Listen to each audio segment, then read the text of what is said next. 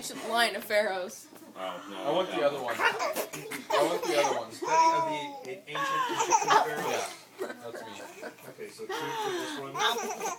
It's got to be specific here because. Mom, stop walking. Got a line of boogers and drool. Okay, we've got the. Wait, we have the study of Egyptian rulers as well. Never mind, it's not funny anymore. Ancient, is that the ancient and modern? No, that's just the Egyptian rulers. Okay.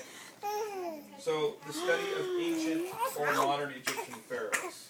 Okay, we're going to call that one a box then. Mom wanted lighthouses. Wait, we've got the science of distance from Egypt. Like far, really far? I don't know. Okay. Another thing, when I get a house, I'm having a sign that says Egypt this way, this way. Yes, and have it in cubits.